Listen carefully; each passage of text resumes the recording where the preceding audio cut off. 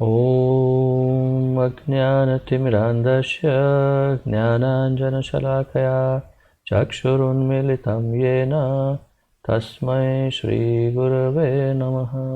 श्रीचैतन्यमनोभीष्टं स्थापितं येन भूतले स्वयं रूपकदा मह्यं ददाति स्वपदान्तिकं।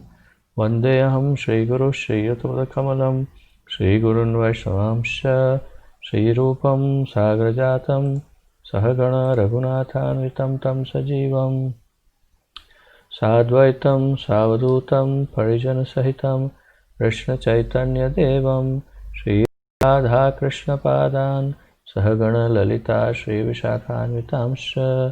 हे कृष्ण करुणा सिन्धो दीनबन्धो जगत्पते गोपेश गोपिकान्त राधाकान्त नमोस्तुते। तप्त कांचन गौरांगी राधे वृंदावनेश्वरी वृषभानुसुते देवी प्रणमामि हरिप्रिये। वाञ्छाकल्पतरुभ्यश्च कृपा सिन्धुभ्य एव च पतितानां पावनेभ्यो वैष्णवेभ्यो नमो नमः। अनन्तकोटि वैष्णववृन्द की जय। नमः ओं विष्णुपादाय कृष्णप्रेष्ठाय भूतले श्रीमते भक्तिवेदान्त स्वामिन् इति नामिने। नमस्ते सारस्वते देवे गौरवाणी प्रचारिणे निर्विशेषशून्यवादी पाश्चात्यदेशतारिणे। जय श्री कृष्ण चैतन्य प्रभु नित्यानंद श्री अद्वैत गदाधर श्रीवासादि गौर भक्तवृंद। हरे कृष्ण कृष्ण कृष्ण हरे हरे हरे राम राम राम हरे हरे। हरे कृष्ण कृष्ण कृष्ण हरे हरे हरे राम राम राम हरे हरे। हरे कृष्ण कृष्ण कृष्ण हरे हरे हरे राम राम राम हरे हरे। तो आप सबका बहुत बहुत स्वागत है आज के इस भक्ति वृक्ष कार्यक्रम में। और जैसे कि आपको जानकारी प्राप्त हो गई होगी, आज हम भक्ति वृक्ष के अंतर्गत एक बहुत ही महत्वपूर्ण सेमिनार करने जा रहे हैं जिसका नाम है श्रील प्रभुपाद चरण आश्रय या श्रील प्रभुपाद आश्रय। तो ये सेमिनार क्या है और क्यों ये किया जा रहा है, उसकी बड़ी संक्षिप्त जानकारी आपको दे देता हूँ, फिर सेमिनार में ही चलते हैं। जैसे कि आप जानते हैं, हम हर थोड़े थोड़े समय में एक सेमिनार करते हैं, तो उससे आपका आध्यात्मिक जीवन में कितना प्रोग्रेस, कितनी उन्नति हो रही है, उसका ये एक प्रकार से मापदंड है ये सेमिनार। तो आप सब जैसे कि हम जानते हैं, बहुत ही रुचि से, दिलचस्पी से, बहुत ही श्रद्धापूर्वक इसमें आगे बढ़ रहे हैं और अपनी माला धीरे धीरे बढ़ा रहे हैं। थोड़ा थोड़ा पठन चालू किया है, वांचन और हियरिंग करते हैं, थोड़ा श्रवण करते हैं लेक्चर्स का। तो धीरे धीरे फिर आपने एकादशी व्रत का पालन आरंभ किया होगा और चतुर्मास भी शायद कोई आप में से कर रहे होंगे नए। और अब कार्तिक का व्रत आज से शुरू हुआ, तो उसका भी आपने पालन आरंभ कर दिया होगा, ऐसी मेरी आशा है। तो ये धीरे धीरे आपकी उन्नति हो रही है, लेकिन एक इसका मापदंड बहुत आवश्यक है। और एक स्तर हर एक साधक या हर एक भक्त के जीवन में आता है जब वो एक गुरु का चयन करता है। तो हमारे इस संप्रदाय में, हमारे इस आंदोलन में, हमारी संस्था में श्रील प्रभुपाद जी जो हैं, वे सबसे प्रमुख आचार्य हमारे लिए हैं, जो हमारे सबसे प्रमुख शिक्षा गुरु हैं, जिन्होंने हमें बहुत सारा ज्ञान, बल्कि सारा ज्ञान श्रील प्रभुपाद जी के द्वारा ही आ रहा है। तो इस भक्ति वृक्ष के अंतर्गत हम सबसे पहले गुरु का चयन करने से पहले भी श्रील प्रभुपाद जी का आश्रय ग्रहण करते हैं। और जैसे दादाजी और पिताजी, तो पिताजी के से भी बड़े दादाजी हैं, तो इसी प्रकार ये हमारे आध्यात्मिक दादाजी हैं और उनके चरणों का आश्रय हम ग्रहण करते हैं, जिसके कारण उनकी कृपा प्राप्त होगी तो फिर हम आगे बहुत जल्दी से बढ़ पाएंगे। और फिर इसके पश्चात अंत में हम गुरु का भी चयन करते हैं। तो गुरुचरण आश्रय अभी काफ़ी समय है उसमें, उससे पूर्व अब मेरे नज़र से आप सब उस स्तर तक पहुंच गए हैं जहां पर आप श्रील प्रभुपाद जी का आश्रय ग्रहण करेंगे। तो ये आपके ऊपर निर्भर है, आप आश्रय ग्रहण करना चाहते हैं या नहीं, वो आपके ऊपर है। परंतु हम विधिवत इस सेमिनार के अंत में आप सबसे मंत्र बुलवा करके आश्रय की विधि करवाएंगे। तो जो ये सेमिनार के अंत तक रहेंगे वही इसका लाभ प्राप्त कर पाएंगे। और मैं देख रहा हूँ कि मेरे निवेदन के पश्चात भी काफ़ी भक्तों ने अभी भी वीडियो ऑन नहीं किया है।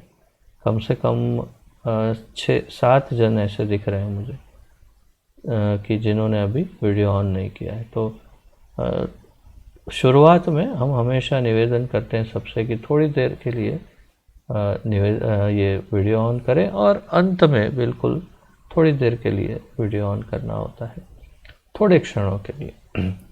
तो आइए आरंभ करते हैं ये सेमिनार और आप सब इसका आनंद लीजिएगा। और जब ज़रूरत होगी तो मैं आप लोगों का बीच में कुछ प्रश्न है आदि है तो मैं पूछता रहूँगा। तो मैं अब आरंभ करता हूँ ये सेमिनार।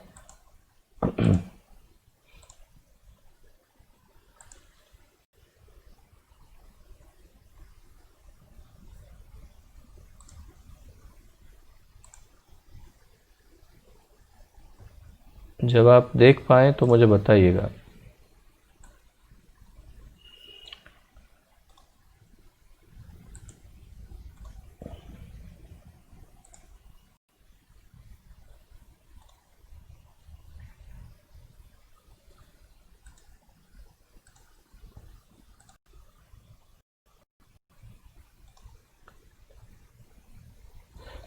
क्या आप सब देख सकते हैं?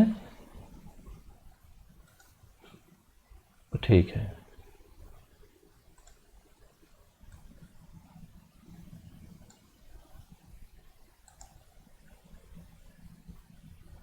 तो जैसे कि आप जानते हैं आज के सेमिनार का विषय है श्रील प्रभुपाद आश्रय। तो श्रील प्रभुपाद आश्रय या श्रील प्रभुपाद चरण आश्रय सेमिनार में आप सबका स्वागत है।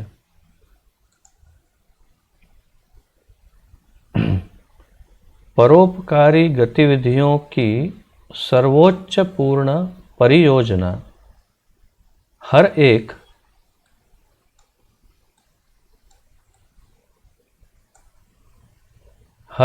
को पूरे विश्व में भक्ति योग के प्रचार के कार्य में संलग्न करना है। परोपकारी गतिविधियों की सर्वोच्च पूर्ण परियोजना।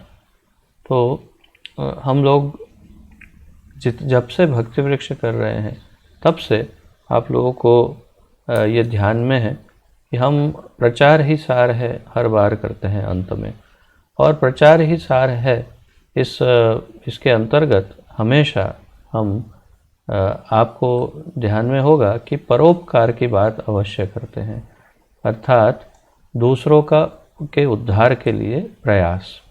तो उस परोपकार की जो हमारी परियोजना है या योजना है उसके अंतर्गत सबसे महत्वपूर्ण क्या है? तो परोपकारी गतिविधियाँ जिसमें हम दूसरों का उद्धार करने का, दूसरों का कल्याण करने का, दूसरों को मदद करने का जो हमारा कार्य या इच्छा है, तो उन सब गतिविधियों की सर्वोच्च पूर्ण परियोजना हर एक को पूरे विश्व में भक्ति योग के प्रचार के कार्य में संलग्न करना है। तो यदि कोई सर्वोपरि सबसे ऊपर कोई ऐसी योजना हो कि जिसमें सबका कल्याण हो सके, सबको हम मदद कर सके, सबसे बड़ी समाज सेवा हो सके, तो वो है सबको भक्ति योग में लगाना। क्योंकि केवल यही लोगों को माया या कर्म, गुण और काल द्वारा प्रदर्शित भौतिक प्रकृति से बचा सकता है। केवल भक्ति योग सबको माया से, कर्म से, कर्म के बंधन और उनके फलों से, काल के द्वारा प्रदर्शित भौतिक प्रकृति से बचा सकता है। तो अब तक आप समझ गए हैं कि भक्ति योग में जुड़ने से, हरे कृष्ण महामंत्र का कीर्तन और जप करने से हर एक जीव जो है वो सीधा ही डायरेक्ट भगवान के साथ जुड़ जाता है। और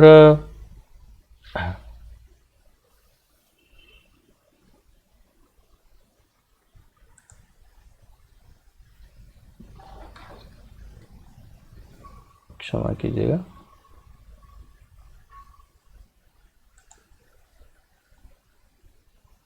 तो हाँ, आप सब देख पा रहे हैं,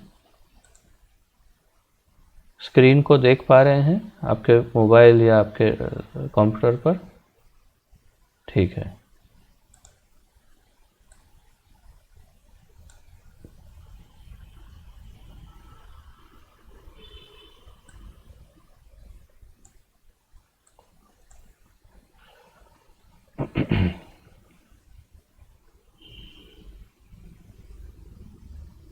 तो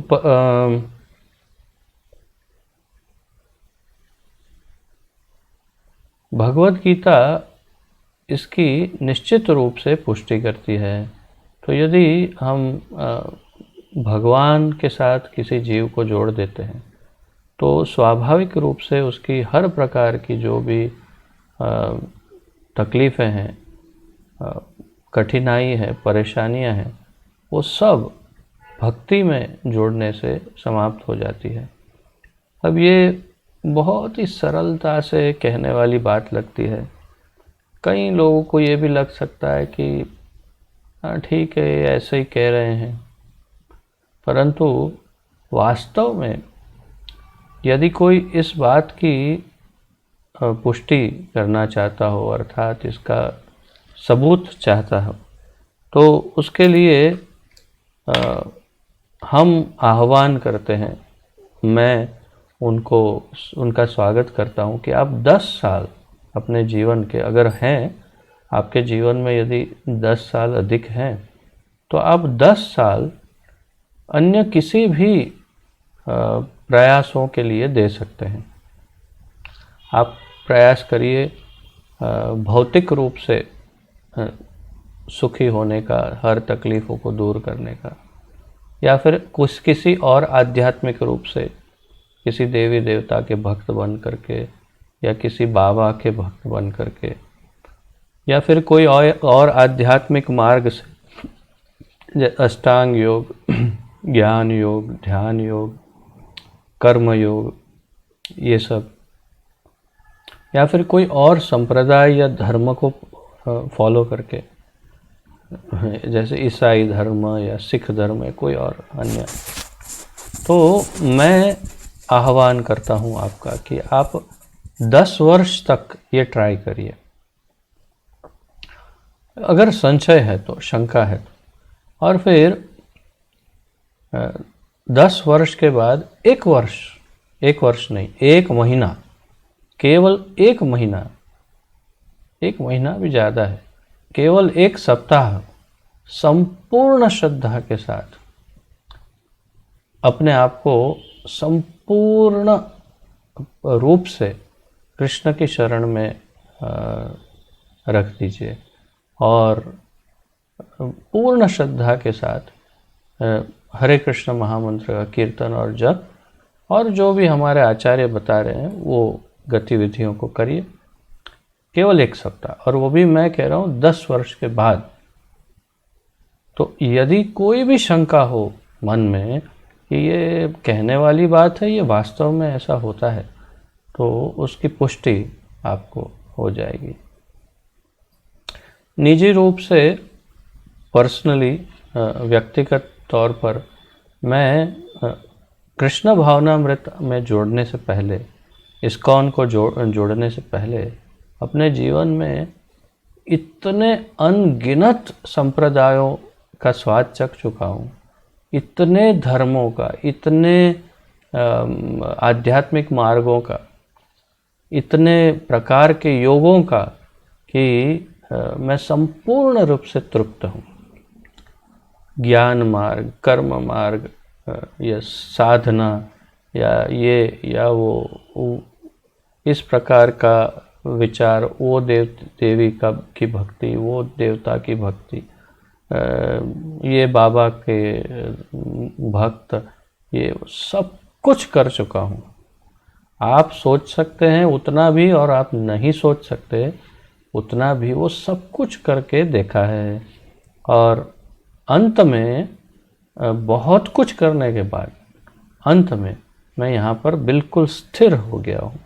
तो मैंने तो कर लिया है अनुभव, और मैं इस प्रभुपाद जी के इस वाक्य से पूर्णतया, संपूर्ण रूप से मैं एग्री करता हूँ, अर्थात मैं स्वीकार करता हूँ जो प्रभुपाद जी कह रहे हैं कि एक तो जगत का कल्याण करना हो तो उन्हें भक्ति में लगा देना चाहिए।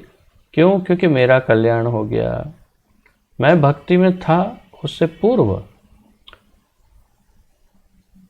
पूरे उस जीवन काल में जो लगभग 30-35 वर्ष का जो जीवन काल है, उसमें शायद कोई ऐसा समय स्मरण नहीं जब मैं बहुत ही सुख से, बहुत ही शांतिपूर्वक, आनंद से कोई मेरा दिन गया हो। सामान्य कुछ छोटे मोटे आनंद इधर उधर सुख मिल जाते होंगे, परंतु कुछ विशेष नहीं। परंतु भक्ति में जोड़ने के बाद मैं गिन के बता सकता हूँ कि कब मुझे तकलीफ हुई। अर्थात मुझे बिल्कुल स्पष्ट स्मरण है कि हाँ, ये 1, 2, 3, 4 इतने कुछ थोड़े से गिने हुए दिन, इतने वर्षों में, 15 वर्षों के अंदर गिने हुए दिन, जिसके अंतर्गत मैं बता सकता हूँ कि मुझे कुछ तकलीफ हुई होगी। और कब चली गई तकलीफ वो भी पता नहीं। इतनी शांति, इतना सुख, इतना आनंद स्थायी रूप से 15 वर्षों तक निरंतर कैसे मिल सकता है? हर तकलीफ दूर कैसे हो सकती है? तो इसका एक ही उत्तर है कि जो प्रभुपाद जी कह रहे हैं वो सनातन सत्य है कि एक बार जब आप भगवान के साथ जुड़ जाते हैं, वो भी भक्ति योग के द्वारा, अर्थात अपने आप को समर्पित करते हैं और प्रेम से जुड़ते हैं भगवान के साथ, तो आपके जीवन के हर कष्ट अपने आप दूर हो जाते हैं। यहाँ तक कि कर्मों के फल भी नहीं भोगने पड़ते। तो अगर किसी का कल्याण करना हो या अपना स्वयं का कल्याण करना हो, दोनों ही परिस्थिति में भक्ति योग ही एकमात्र साधन है। कि कोई किसी को आप अस्पताल बनवाओ, स्कूल बनवाओ, अनाथ आश्रम बनवाओ, ये, परंतु अस्पताल में मरीज आते हैं, अनाथ आश्रम में अनाथ आते हैं, वृद्ध आश्रम में वृद्ध आते हैं। आप क्या कहते हैं उसे, भंडारा खुलवाओ तो उसमें भूखे आते हैं खाना खाने। तो भूखे ही ना हो, मरीज ही ना हो, अनाथ ही ना हो, बूढ़ों को घर से निकाल दिया हो, ऐसे बूढ़े ही ना हो, तो फिर इन सब की कहाँ ज़रूरत है? तो ये भक्ति योग ऐसे कर्म जो भी हैं उन सबको नष्ट करके, सबको शुद्ध करके, सबको सही राह दिखा करके, जो इन दुष्कर्म जो है ये सब हैं, उन सब का जो मूल है उसे ही नष्ट कर देता है। जब मूल ही नष्ट हो जाएगा तो बाहरी रूप से, बाह्य रूप से ये सब करने की आवश्यकता नहीं रहेगी। इसलिए ये प्रथम वाक्य ही प्रभुपाद जी का अत्यंत महत्वपूर्ण है। यदि आप किसी और का कल्याण करना चाहते हैं या अपना, आपको भक्ति योग के अलावा और कोई दूसरा रास्ता नहीं है। और प्रभुपाद जी ये श्रीमद् भागवत के पहले स्कंद के 13वें अध्याय के 46वें श्लोक के अनुवाद में, तात्पर्य में ये बात कर रहे हैं। ये बहुत महत्वपूर्ण है, इसीलिए ये प्रेजेंटेशन के सबसे प्रथम पृष्ठ पर, प्रथम पेज में इसे हम चर्चा कर रहे हैं। अब देखते हैं आगे।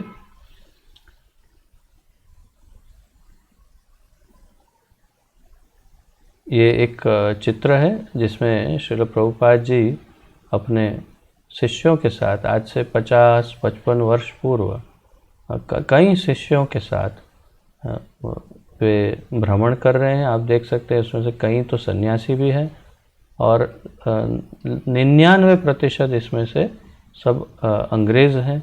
केवल एक ही इसमें से इंडियन नज़र आ रहे हैं, बाकी सब विदेशी हैं। और ये सब का जीवन इन्होंने परिवर्तित किया। इसमें से मैं आपको बिल्कुल नाम के साथ बता सकता हूँ कि इसमें से इतने सारे ऐसे हैं जो अभी भी इसी आंदोलन में हैं और बहुत दृढ़ता से हैं और बहुत ही उच्च कक्षा के गुरु भी हैं इसमें से कई। तो यही चमत्कार है भक्ति योग का, ये भक्ति योग का चमत्कार है।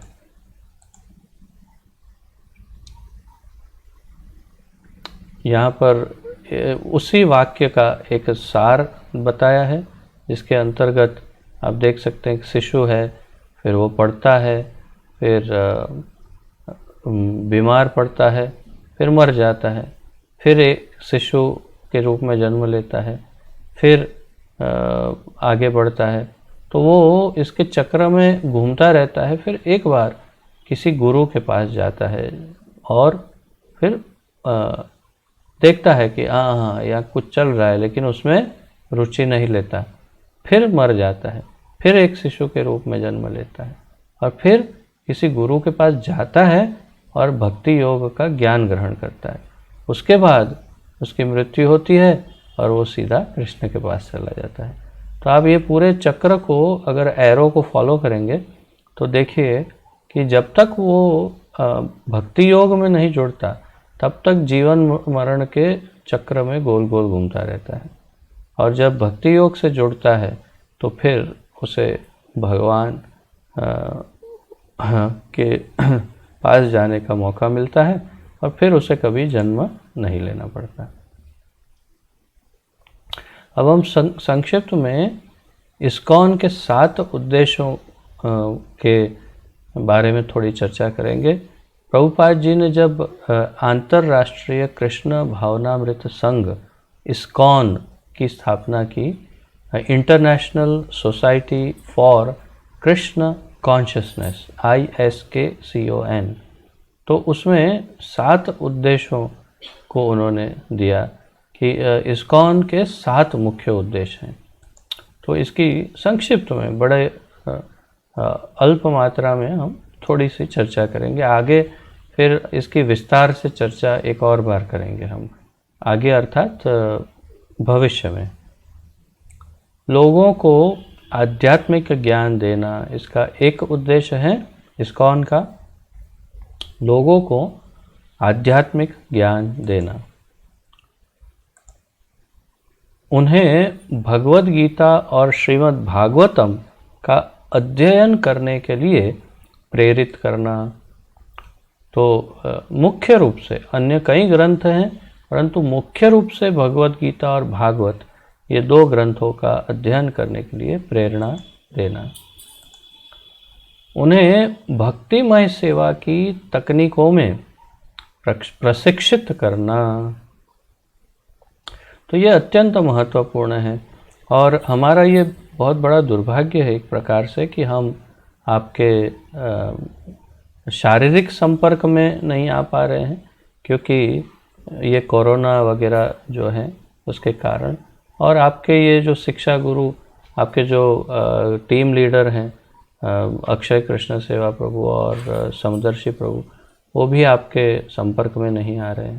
तो बहुत ही ये दुख की बात है, पर अन्यथा आपको प्रशिक्षण देना इसमें परम आवश्यक है कि किस प्रकार से भक्तिमय सेवाएं और उसमें क्या क्या तकनीकें हैं, विधियां क्या है, कैसे पूजा करते हैं, कैसे अर्चना करते हैं, कैसे भोग लगाते हैं, कैसे आरती उतारते हैं, कैसे भगवान की सेवा करते हैं, कैसे श्रृंगार करते हैं, कैसे कीर्तन गाते हैं, कैसे भागवतम का क्लास देते हैं, कैसे इत्यादि, कैसे बुक डिस्ट्रीब्यूशन करते हैं, भगवद गीता का वितरण इत्यादि।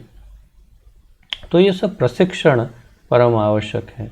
और जो बहुत ही निकट संपर्क में आते हैं उन्हें बहुत जल्दी प्रशिक्षण प्राप्त होता है। जो मंदिर में रहने चले जाते हैं उन्हें तो बहुत ही शीघ्र प्रशिक्षण प्राप्त होता है। तो और कई चीज़ें हैं, जैसे कीर्तन कैसे गाना, कीर्तन में सब जो वाजिंत्र है उन्हें कैसे बजाना, ऐसे कई चीज़ों का प्रशिक्षण लेना होता है और हमें देना होता है। परंतु आशा है जल्द ही ये कोरोना की बीमारी जाएगी और फिर ये सारा प्रशिक्षण हम आप लोगों के साथ भी आरंभ करेंगे। प्रत्यक्ष नहीं तो परोक्ष रूप से मैं या अगर यहाँ वृंदावन में हूँ तो आप लोगों को ये अन्य सीनियर भक्तों के द्वारा प्रशिक्षण मिलेगा। तो जैसे आप यहाँ ये चित्र में देख रहे हैं, बिल्कुल जो मैं कह रहा था बिल्कुल वैसे ही कोई कीर्तन गा रहे हैं, कोई ये पूरी मंडली कीर्तन गा रही है, देखिए। तो उन सब को मिल करके ये सब प्रशिक्षण का ही एक केंद्र है, जिसमें कीर्तन करते हैं, फिर एक एक वस्तु सिखाते हैं। वास्तव में ये जो भक्ति वृक्ष हम करते हैं वो इस प्रकार जैसे ये चित्र में दिखाए उसी प्रकार करने वाला प्रोग्राम है, जिसमें एक साथ सब बैठते हैं और हर एक प्रकार से प्रशिक्षण देते हैं। तो हमारा दुर्भाग्य है कि हम ऐसे नहीं कर पा रहे हैं, परंतु आशा है भविष्य में हो पाएगा। फिर उसका अगला उद्देश्य है उनमें कृष्ण भावनामृत के संस्कार विकसित करना। तो एक भक्त के अंदर जैसे संस्कार होने चाहिए, लक्षण होने चाहिए, उसी प्रकार के लक्षण और संस्कार को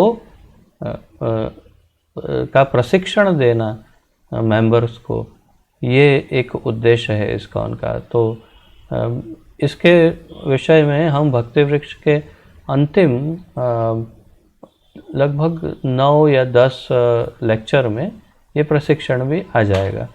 जिसे कहते हैं वैष्णव शिष्टाचार। तो ये जो शिष्टाचार है उसका प्रशिक्षण हम लगभग अब यूँ समझिए कि 4-5 क्लास के बाद उसका प्रशिक्षण आरंभ होगा आपका, और तब हम भगवद गीता का अध्ययन समाप्त करेंगे और केवल वैष्णव शिष्टाचार का प्रशिक्षण 8-9 क्लास तक करेंगे, और उसके बाद आपका श्री गुरु चरण आश्रय सेमिनार होगा। तो ये संस्कार विकसित करना भी परम आवश्यक है कि एक भक्त को क्या करना चाहिए, क्या नहीं करना चाहिए, ये प्रशिक्षण भी इस्कॉन में देते हैं। एक दूसरे के साथ और कृष्ण के साथ घनिष्ठ संबंध बनाने का प्रशिक्षण देना। तो दो भक्तों को आपस में एक दूसरे के साथ बहुत घनिष्ठ संबंध होना चाहिए, तथापि भगवान के साथ हमारा जो संबंध है वो भी अत्यंत घनिष्ठ होना चाहिए। दोनों में से केवल एक होगा तो भी अधूरा हो जाएगा। केवल भगवान की भक्ति कर रहे हैं लेकिन भक्तों का कोई मोल नहीं, कोई मूल्य नहीं, उनके साथ कोई लेना देना नहीं, तो नहीं चलेगा। एकाकी भक्ति कृष्ण को नहीं भाती है। कृष्ण को जो संग में एक दूसरे के साथ मिलकर के जो उनकी सेवा करते हैं वही उन्हें बहुत प्रिय है। तो एकाकी भक्ति से कोई फ़ायदा नहीं।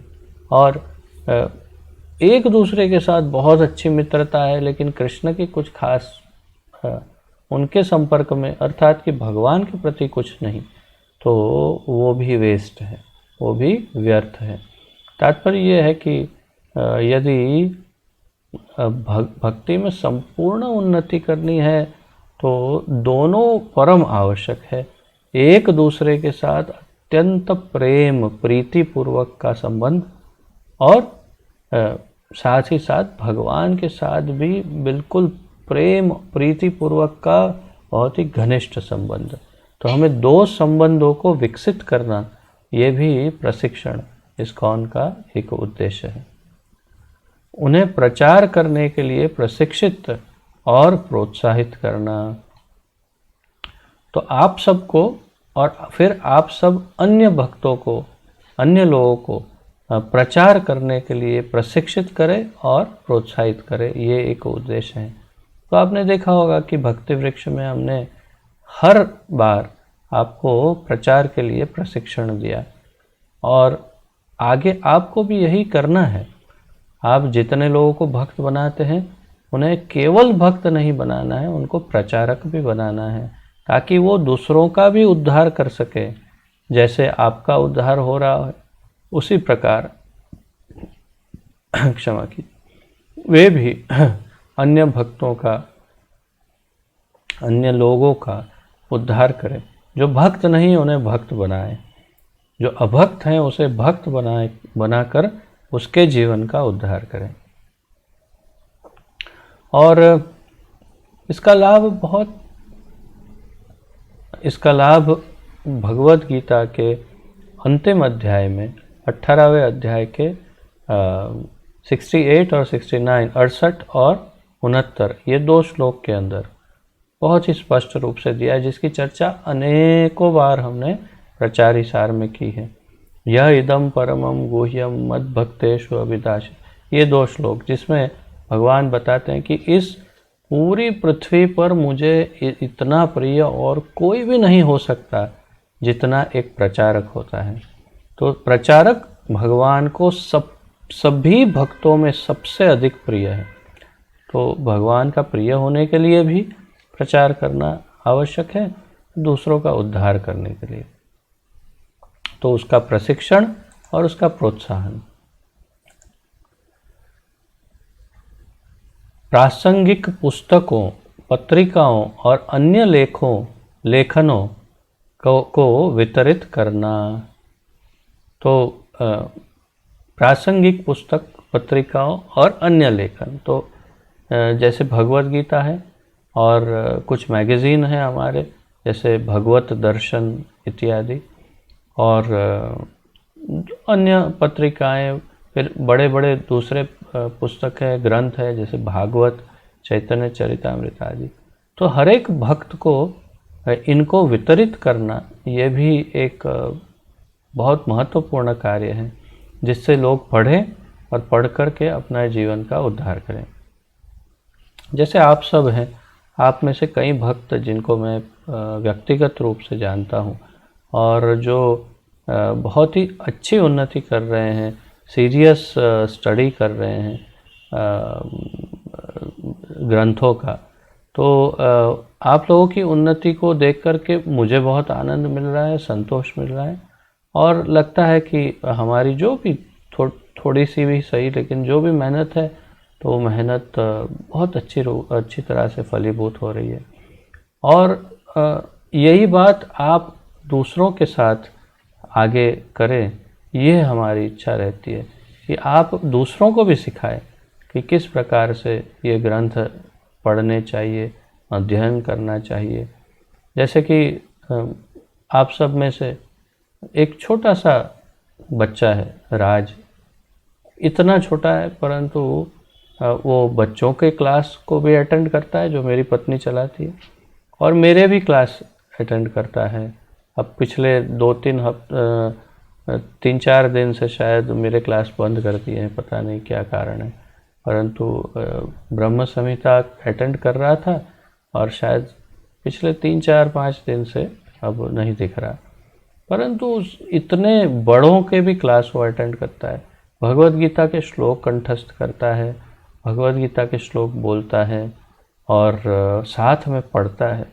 तो ये इतना छोटा बालक इतना सीरियस स्टडी कर रहा है, ये हमारे लिए प्रेरणा है कि इसी प्रकार आप सबको खुद भी भगवद गीता, भागवत आदि ग्रंथों को और ये मैगज़ीनों को सबको पढ़ना है, स्टडी करना है और इन्हें वितरित भी करना है, अर्थात दूसरों को भी इन्हें देना है कि आप लीजिए, इसे ग्रहण कीजिए।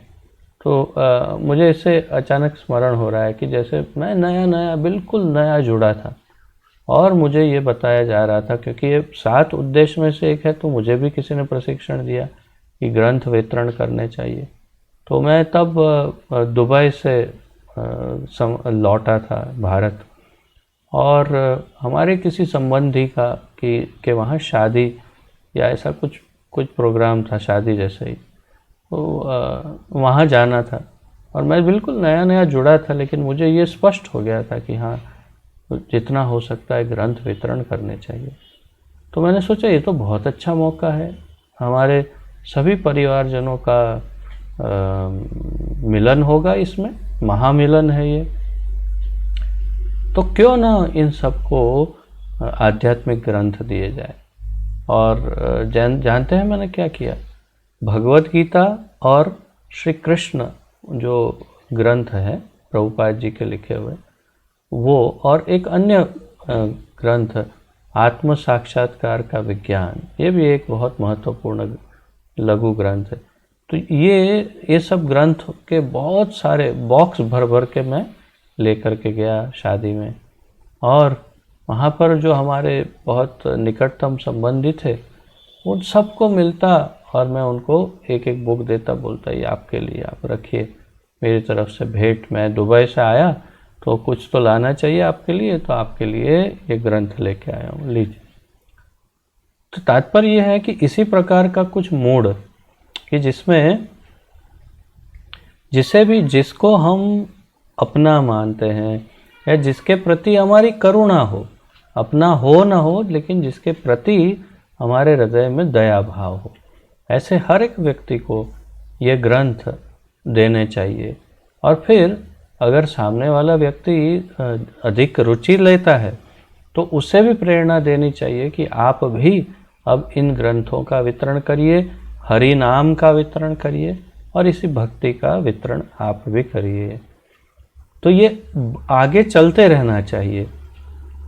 मुझे मेरे गुरुओं ने सिखाया कि कैसे भक्ति वृक्ष क्लास करना है, कैसे भगवद गीता आदि का अध्ययन करना है, कैसे प्रचार करना है, वो ही मैं आपको सिखा रहा हूँ और यही आपको भी आगे करना है। अर्थात कि आपको भी फिर एक सबको भक्ति वृक्ष क्लास लेना चाहिए और इसके लिए जो भी ज़रूरत हो प्रशिक्षण की वो सब देने के लिए हम तैयार हैं। हम सब आपके पीछे ही हैं बिल्कुल, परंतु आपकी तैयारी होनी चाहिए। हाँ, इतना ध्यान रखना कि कभी बिना हमारी जानकारी के अपने आप कुछ मत शुरू कर देना, क्योंकि वो अवश्य ही निश्चित रूप से ही वो समाप्त हो जाएगा, वो सफल नहीं हो पाएगा। क्योंकि जिसमें परंपरा में आया हुआ ज्ञान नहीं हो, वो अपने आप आवेश में आकर के किया हुआ कार्य विफल ही होता है। परंतु हमारे मार्गदर्शन से आप लोग अगर तैयारी हो तो हमें बताइए कि हम क्लास लेना चाहते हैं। आप 10-15 लोगों को इकट्ठा कीजिए और हम आपको प्रशिक्षण देंगे किस प्रकार से इस तरह से भक्ति वृक्ष क्लास आदि लेना चाहिए। तो यही आपका उद्देश्य है, यही आपका ध्येय होना चाहिए कि केवल भक्ति के बारे में सुन लिया, थोड़ी माला करने लगे, बस उतना नहीं। आपको ऋण चुकाना है। मैंने आप लोगों से कितना पैसा लिया है अभी तक, कितने रुपए लिए हैं? एक भी नहीं। तो जब मैंने कुछ लिया नहीं तो आप मेरे ऋणी हुए कि नहीं? तो अगर आप ऋण चुकाना चाहते हैं तो इसका केवल एक ही रास्ता है कि आपको भी प्रचारक बनना होगा, आपको भी अन्यों को ये ज्ञान देना होगा, तभी आप ऋण चुका पाएंगे। मैंने भी इसी प्रकार ऋण चुकाया। जो हमारे अग्रज हैं उनका ऋण मैंने इसी प्रकार चुका रहा हूँ मैं, कि मैं प्रचार कर रहा हूँ। तो ये प्रचार बहुत आवश्यक है। इसमें ये पुस्तक वितरण उसका एक मुख्य अंग है। वैदिक जीवन जीने का प्रशिक्षण देना। वैदिक जीवन और सामान्य जीवन में अंतर क्या है? वेदों के अनुसार जीवन जीना और एक है सामान्य जीवन जीना। तो वैदिक जीवन और सामान्य जीवन का अंतर जो है वही बहुत महत्वपूर्ण है। हम अगर आध्यात्मिक निर्देशनों के अनुसार, वेदों में बताए हुए निर्देशनों के अनुसार जीवन जिएंगे तो बहुत ही सीधा, साफ सुथरा, सरल, बहुत ही आनंदमय और सुखमय जीवन होगा। परंतु यदि हम अपने मन के अनुसार जीवन जिएंगे तो वो जीवन कभी सफल नहीं होगा।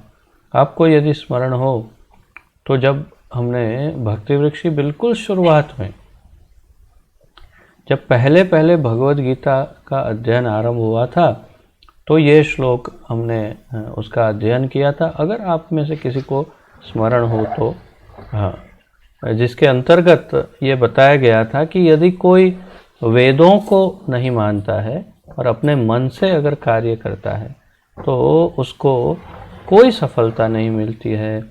तो वो था कि श्लोक जिसमें यह शास्त्र विधिम उत्सृज्य वर्तते काम कारतः। तो इसमें इस श्लोक में बताते हैं कि जो शास्त्र विधि जो है उसके बिना ही अपने काम, वासना या मन की इच्छाओं के अनुसार जो कार्य करते हैं तो न स सिद्धिम न पराम गतिम, उसको न सिद्धि मिलती है, न सफलता मिलती है और न परम गति प्राप्त होती है। तो वो विफल ही होता है और उसका जीवन अधूरा ही रहता है। तात्पर्य ये है कि ये बहुत आवश्यक है कि हम वैदिक जीवन जिए और इसका प्रशिक्षण प्राप्त करें। वैष्णव गुणों के को विकसित करने में उनकी मदद करना, वैष्णव गुणों को विकसित करने में उनकी मदद करना। तो जैसे हम आपकी मदद करना चाहते हैं या प्रयास कर रहे हैं या कर रहे हैं, इसके द्वारा आपके वैष्णव गुण आपके अंदर डेवलप हो, विकसित हो। और आपको भी फिर आगे यही करना है कि आपको अन्य भक्तों में वैष्णव गुण विकसित हो, इस प्रकार का प्रशिक्षण देना है। तो ये जैसे मैंने बताया कि अब लगभग 54वें क्लास से, मेरे ख्याल 54 वीक से हम वैष्णव शिष्टाचार का अध्ययन आरंभ करेंगे। तो हम आपको ये प्रशिक्षण देंगे कि किस प्रकार वैष्णव जैसे गुण विकसित करने चाहिए। और यही फिर आपको आगे भी करना होता है कि दूसरों को भी यही प्रशिक्षण देना चाहिए, क्योंकि केवल भक्ति कृष्ण दे दिए, हरे कृष्ण महामंत्र दे दिया, परंतु वैष्णव जैसा आचरण नहीं सिखाया तो वो कैसे उन्नति कर पाएंगे। इसलिए वैष्णव आचरण सिखाना भी आवश्यक है। तो ये था, आपने जैसे हम ये स्लाइड में देखे, हम 7 उद्देश्यों का संक्षिप्त परिचय था और इसका विस्तार से हम आगे फिर से चर्चा करेंगे।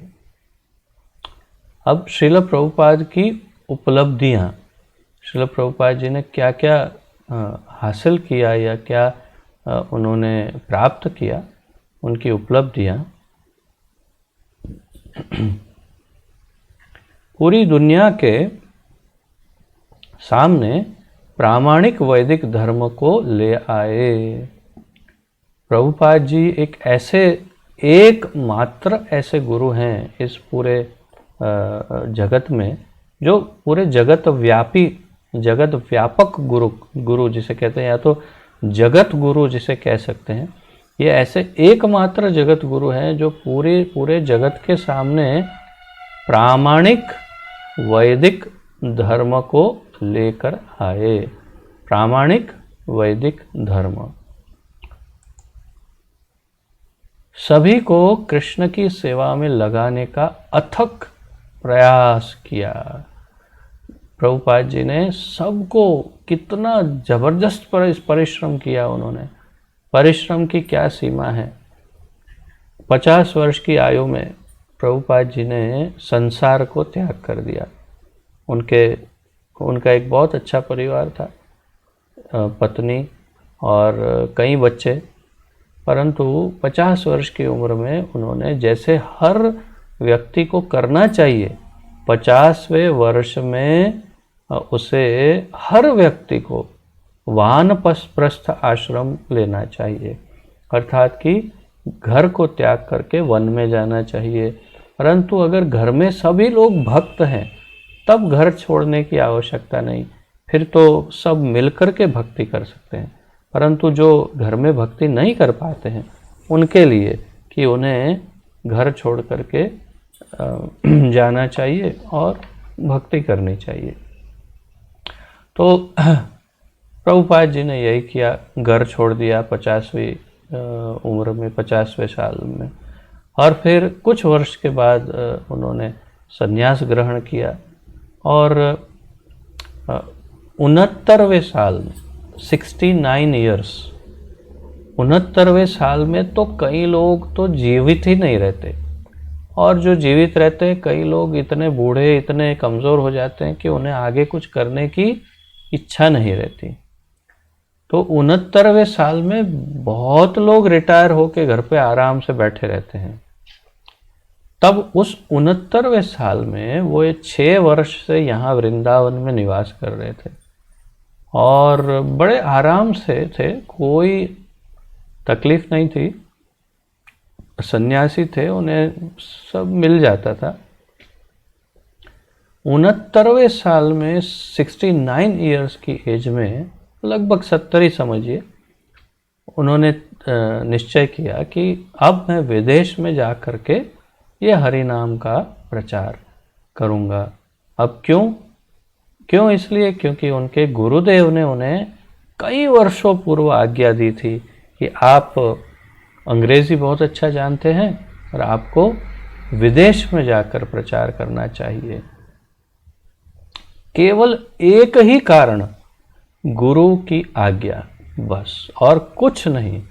केवल गुरु की आज्ञा अगर मैं पालन नहीं करूंगा तो मेरा जीवन व्यर्थ है, विफल है। आप देखिए कितना सीरियसली लेते हैं गुरु की आज्ञा को।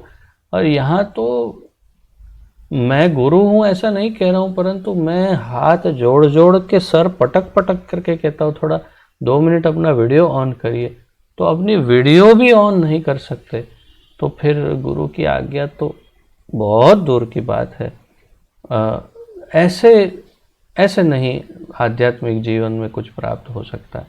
परंतु यहाँ प्रभुपाद जी ने उदाहरण स्थापित किया कि जो गुरुदेव की आज्ञा है उसे किस प्रकार उसका पालन करना चाहिए और पालन करने से क्या फल मिलता है, ये भी उन्होंने सिद्ध किया। कैसे? सबसे पहले तो 69वें वर्ष में जब आराम से वे अपने यहाँ के राधा दामोदर मंदिर में रहते थे, वृंदावन में आराम से रहते रहते अपना जीवन बिता सकते थे, तब उन्होंने कहा कि अब मैं विदेश जाऊंगा। और उनके पास धन कितना था? $7, अर्थात कि 40 रुपये उनके पॉकेट में थे, 40 रुपये। और उनके पास टिकट के पैसे नहीं थे, तो एक मालवाहक जहाज में, अर्थात एक शिप में, प्लेन में नहीं, प्लेन थे उस टाइम, लेकिन शिप में, एक बड़े जहाज में वे, और वो भी मालवाहक जिसमें सामानों का है कि हेर फेर होती है, उसमें बैठ करके वे 1 महीने का सफ़र करके अमेरिका गए। 1 महीना लगा अमेरिका पहुंचने। और फिर वहाँ पर रास्ते में 2 हार्ट अटैक आए उनको। उस 1 महीने में रास्ते में 2 हार्ट अटैक। और उनकी जो लीलामृत है, प्रभुपाद लीलामृत, उसमें लिखा हुआ है कि भगवान ने दर्शन दिया साक्षात और कहा कि चलो चलते हैं। तो उन्होंने कहा नहीं नहीं, अभी नहीं, अभी मेरा कार्य बाकी है, मेरे गुरु की इच्छा पूरी करना है। आप आए हैं तो अब मुझे आशीर्वाद दे दीजिए कि मैं सफलतापूर्वक मेरे गुरु की आज्ञा का पालन कर सकूं। अब स्वयं भगवान आए हैं लेने के लिए और उन्होंने उन्हें वापस भेज दिया। और भगवान ने कहा अब तुम चिंता मत करो, तुम्हारी सारी व्यवस्था मैं देखूंगा। तो और वैसे ही हुआ। उन्होंने 11 वर्षों के अंदर इस पृथ्वी पर 108 मंदिरों की स्थापना कर दी। 11 वर्ष में केवल अमेरिका में ही 50 से अधिक मंदिरों की स्थापना की उन्होंने, केवल अमेरिका के अंदर। तो ये 69वें साल 69 से लेकर के जब उन्होंने अपना अंतिम लीला जब यहाँ पर समाप्त की, तब तक उन्होंने इतने जबरदस्त प्रचार कार्य का को उन्होंने प्रचार कार्य किया। तो ये हमारे लिए उदाहरण है। उदाहरण क्या है? 2। एक तो ये कि प्रचारक की कोई सीमा नहीं है, न उम्र की सीमा है, न उसकी शारीरिक स्थिति की सीमा है। आप देखिए 2 हार्ट अटैक आए, बाद में आगे उनको एक बार पैरालिसिस का भी अटैक आया। मेरे गुरुदेव अगर आप जानते हो तो श्रील जयपताका स्वामी महाराज, आधा शरीर बिल्कुल निकम्मा है, कुछ काम का नहीं है, बिल्कुल पैरालाइज, लेकिन आज भी देश विदेश में भ्रमण करके प्रचार कर रहे हैं। व्हील चेयर से उठ नहीं सकते हैं, परंतु फिर भी प्रचार उनका सतत चालू है। अभी मैं आपको यहाँ क्लास दे रहा हूँ, वहाँ उनका भी लाइव क्लास चल रहा होगा। तो तात्पर्य है कि प्रचारक की कोई शारीरिक अवस्था की कोई सीमा नहीं है। उसके हृदय में बस इतना भाव होना चाहिए कि मुझे सबका उद्धार करना है, मुझे सभी जीवों को इस दुख से मुक्त करना है, बस ये भाव। और दूसरा गुरु आज्ञा, गुरु की आज्ञा से ऊपर और कुछ भी नहीं है। अगर हम गुरु को छोटी छोटी बात में ही नाराज कर सकते हैं तो फिर हो चुका, ना हमारा कभी उद्धार हो सकता है और न कभी हम आध्यात्मिक सिद्धि प्राप्त कर सकते हैं। अर्थात हम आध्यात्मिक जीवन को समझ ही नहीं पाए। आध्यात्मिक जीवन का सबसे मुख्य अंग है गुरु की आज्ञा का पालन, और यही प्रभुपाद जी ने सिद्ध किया। गुरु की आज्ञा के पालन के लिए उन्होंने 70 वर्ष की आयु में ट्रैवल किया। भगवान आए तो भगवान को वापस भेज दिया, अपनी मौत को वापस भेज दिया और अपने गुरु की इच्छा पूरी की। और फल क्या मिला? मैंने ये भी कहा था कि गुरु की आज्ञा के पालन का फल क्या मिला? फल ये मिला कि 11 वर्षों में पूरे विश्व में 108 मंदिर स्थापित कर पाए। और एक लेक्चर में बता रहे थे कि जब मैंने शुरुआत की तो मेरे पास 40 रुपए थे और आज मेरे पास 40 करोड़ से भी अधिक रुपए हैं। तो वो 50 वर्ष पूर्व बता रहे थे। 50 वर्ष पूर्व एक समय था जब उनके पास 40 करोड़ से अधिक रुपए थे। अर्थात आज का तो आप गिनती ही छोड़ दो, इतने पैसे, इतना धन। और उनके अपने पास क्या था? उनके अपने पास केवल कृष्ण थे और कुछ नहीं। ये धन भी वो मंदिर निर्माण और भक्तों की सेवा और उसी में ही लगाते थे, अपने निजी खर्च के लिए उनको कुछ नहीं। तो तात्पर्य यह है कि फल भी अद्वितीय प्राप्त होता है। उनको 5000 शिष्य भी प्राप्त हुए। ये सब गुरु के आज्ञा की पालन का फल में है। पूरे विश्व में हजारों भक्तों को दीक्षा दी, 5000 लोगों को दीक्षा दी। ताकि वे कृष्ण से जुड़े रहें और वापस भगवत धाम जा सकें। हमारे आध्यात्मिक ज्ञान और उत्थान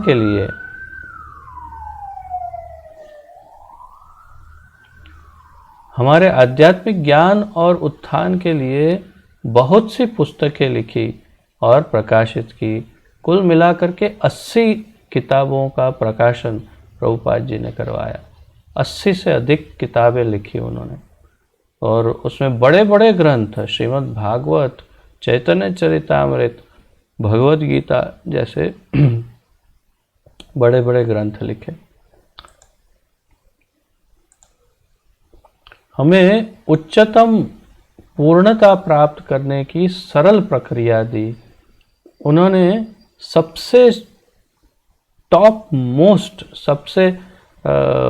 सबसे उच्च जो प्राप्ति हो सकती है, वो प्राप्ति, पूर्णता की प्राप्ति करने की बहुत ही सरल प्रक्रिया दी।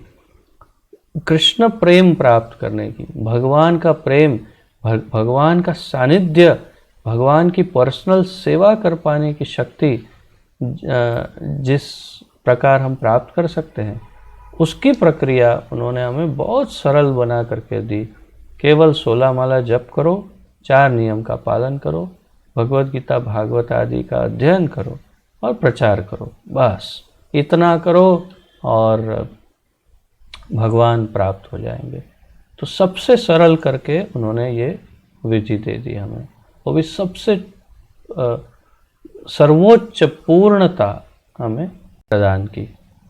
हमें मंदिर, कृषि समुदाय, गुरुकुल, गोविंदा रेस्टोरेंट, रथ यात्रा और कई त्योहारों का उत्सव दिया।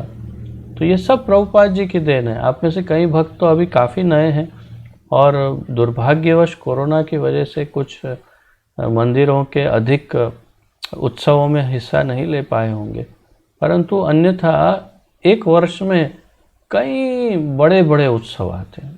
जैसे शुरुआत से देखें तो नित्यानंद त्रयोदशी, गौर पूर्णिमा, फिर नरसिंह चतुर्दशी, बीच में रामनवमी, फिर रथ यात्रा, उसके पश्चात राधाष्टमी, बलराम जयंती, जन्माष्टमी, इस प्रकार बहुत सारे उत्सव आते हैं और हर उत्सव में सभी भक्त मंदिर में मिलते हैं, एक साथ अत्यंत प्रेम और उत्साह के साथ सेवा करते हैं मंदिर में और बहुत आनंद करते हैं।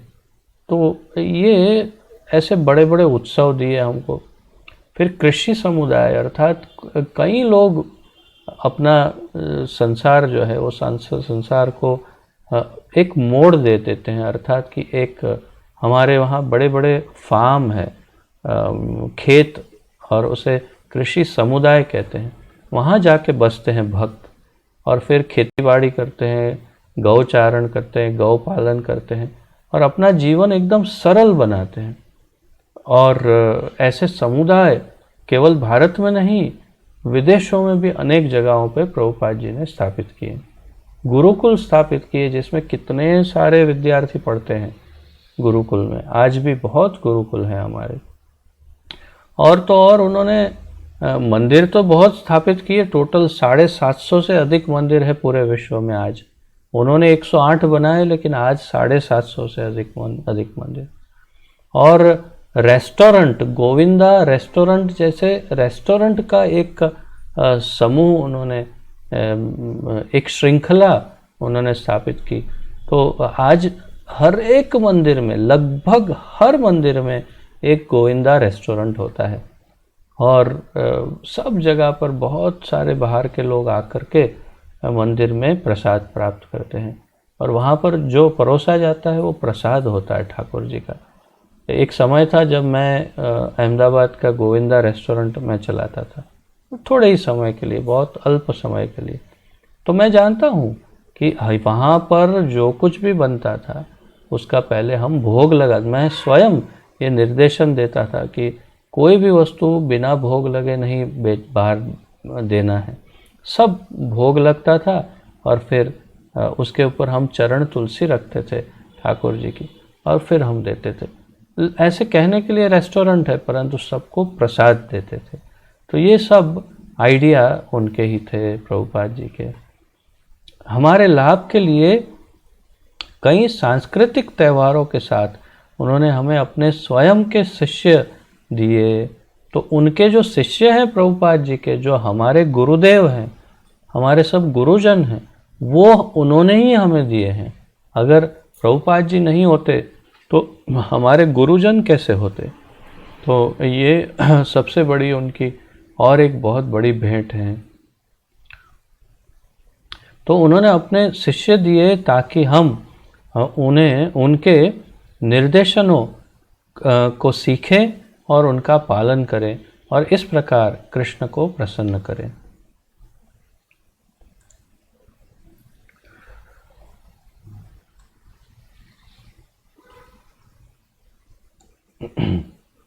संप्रदाय का शुद्ध प्रतिनिधि होने के नाते हमें सभी आध्यात्मिक आचार्यों के साथ भगवान कृष्ण के समीप जाने के लिए एक अधिकृत आध्यात्मिक संप्रदाय से जोड़ा। भगवान से जुड़ने का केवल एक ही रास्ता है, और वो है संप्रदाय, परंपरा सिस्टम। अगर परंपरा में हम गुरु का चयन नहीं करेंगे तो हम कभी भगवान तक नहीं पहुंच पाएंगे। और ये संप्रदाय, वो भी शुद्ध संप्रदाय, और वो भी शुद्ध वैष्णव संप्रदाय से हमें जोड़ने का जो श्रेय है वो श्रील प्रभुपाद जी को जाता है। उन्होंने हमें इस शुद्ध ब्रह्म मध्व गौड़ीय वैष्णव संप्रदाय से जोड़ा है। तो हमें इस संप्रदाय से जोड़ने का श्रेय भी प्रभुपाद जी को जाता है। श्रील प्रभुपाद की जय। देखिए, बहुत सुंदर उनके, बहुत ही तेजस्वी, कितने मधुर, कितने प्रकाशित उनकी प्रतिभा है, उनका व्यक्तित्व कितना अद्भुत व्यक्तित्व है। आप देखिए, दर्शन करिए। और एक बात देखिए, पीछे विदेशी माताएं खड़ी हैं, सब हमारे भारतीय, सभी ने हमारे भारतीय पोशाक पहने हैं, और माताओं ने अपने सर को भी ढका हुआ है। तो ये संस्कृति प्रभुपाद जी ने विदेशियों तक को दी कि किस प्रकार हमारी संस्कृति, भारतीय संस्कृति इतनी अद्भुत संस्कृति है। देखिए, प्रेम बांटते हैं, बच्चों के साथ भी खेलते हैं।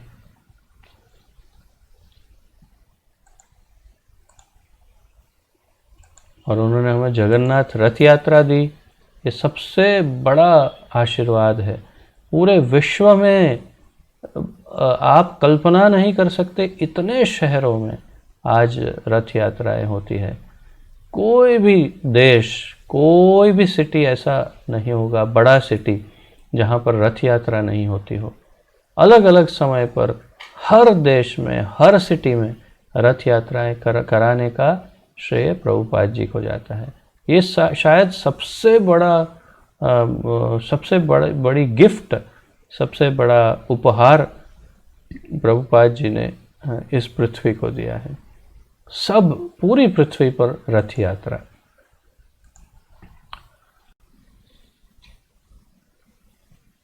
अब हम यदि श्रील प्रभुपाद जी की शरण ग्रहण करते हैं औपचारिकता के साथ, मंत्र के साथ, तो प्रभुपाद जी हमें स्वीकार करेंगे अपनी शरण में। और उनकी शरण ग्रहण करने के क्या लाभ है वो देखते हैं। श्रील प्रभुपाद का अनुसरण करने के लिए व्यक्ति अधिक प्रतिबद्ध महसूस करता है, प्रतिबद्धता महसूस करता है। अर्थात जब हम इनकी शरण लेंगे उसके बाद हम सोचेंगे कि अब मैंने प्रभुपाद जी की शरण ली है और मुझे अब उनका अनुसरण करना चाहिए, उनकी आज्ञा का पालन करना चाहिए।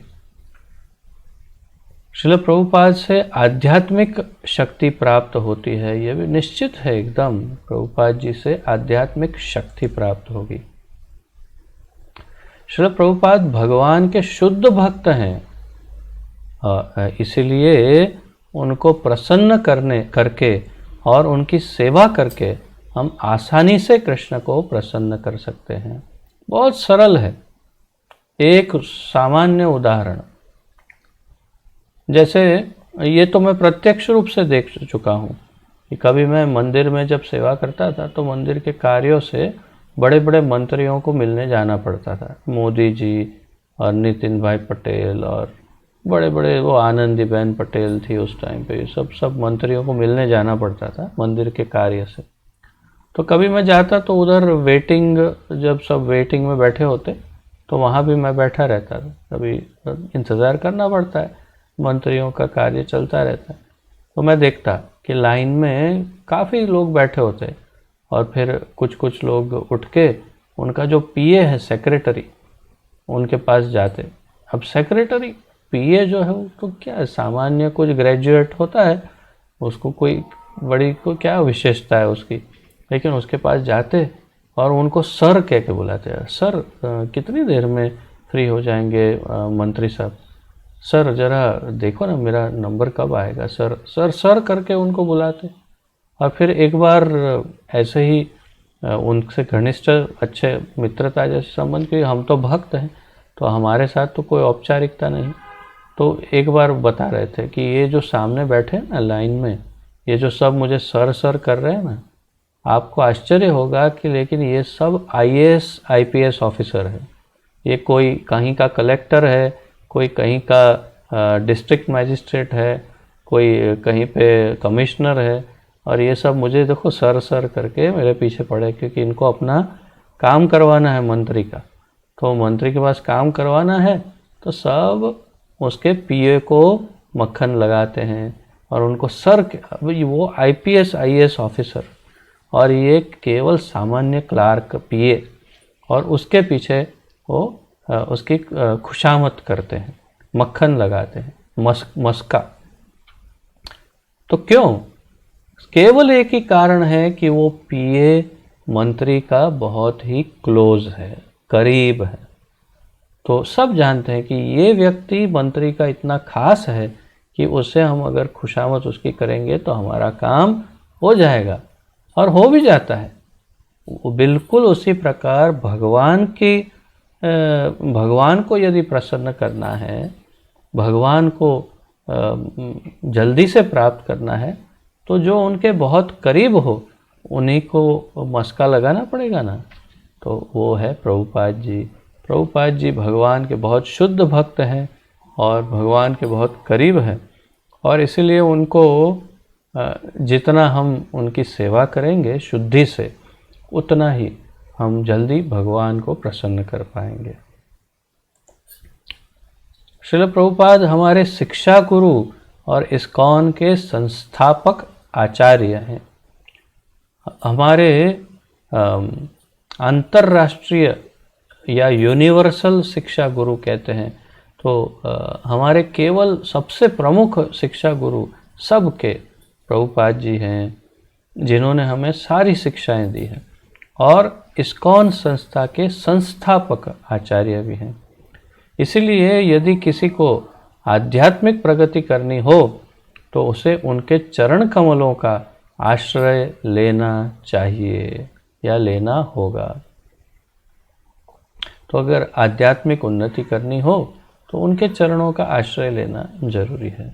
ये एक औपचारिकता है, परंतु भाव अधिक और औपचारिकता कम है। यदि आप भाव हृदय से, अंतःकरण से, श्रद्धापूर्वक और उस कृतज्ञता पूर्वक, अर्थात कि हाँ प्रभुपाद जी की बहुत बड़ी करुणा है मुझ पर, इस भाव के साथ यदि उनका आश्रय लेंगे तो आपको ऐसा फल मिलेगा जिसकी आप कल्पना भी नहीं कर सकते। मैं कह रहा हूँ आपको कि आप कल्पना नहीं कर सकते, ऐसा फल आपके सामने आकर खड़ा हो जाएगा, ऐसा रिजल्ट मिलेगा, क्योंकि ये इतने शुद्ध भक्त हैं प्रभुपाद जी। भगवद गीता के रहस्यों को उनकी दया से ही समझ सकते हैं। भगवद गीता पढ़ते हैं, परंतु मेरा अपना उदाहरण, पता नहीं आप लोग नए भक्तों ने सुना है कि नहीं, मैं पुराने भक्तों को तो कई बार बता चुका हूँ। दुबई में जब था तो मुझे बहुत क्योंकि पहले से ही आध्यात्मिक बहुत रुचि थी, तो कहीं से ये भगवत गीता के बारे में सुना, मैंने निश्चय किया कि मुझे भगवत गीता पढ़नी है और मैंने मंगवाई खास किसी के पास कि भाई ये इस्कॉन वाली भगवत गीता ला के दो, और पूरी भगवत गीता मैंने पढ़ ली, पूरी भगवत गीता पढ़ ली। परंतु आप निश्चित रूप से समझिए, ये बिल्कुल सत्य कह रहा हूँ कि उसमें से शायद 5% वस्तुएं मेरे दिमाग में उतरी होगी, 5 या 10% कुछ, और वो भी जितना मैं थोड़ा सीरियसली पढ़ना प्रयास किया। परंतु उसके बाद जब मैं इस्कॉन में ज्वाइन हुआ, उसके बाद तो मेरा आश्चर्य ही आश्चर्य हो गया। इतनी सरलता से भगवत गीता समझने लगा मैं कि जिसकी कोई सीमा ही नहीं है, एकदम सरलता से। तब यह स्पष्ट हुआ कि जब श्रील प्रभुपाद जी का चरण आश्रय लेते हैं, जब हम अपने आप को समर्पित करते हैं आचार्य को, तो उनका आशीर्वाद प्रत्यक्ष रूप से काम करता है। और उनके आशीर्वाद से अब आप देख सकते हैं कि किस प्रकार भगवत गीता को अब मैं उनकी शक्ति से आपको भी दे पा रहा हूँ।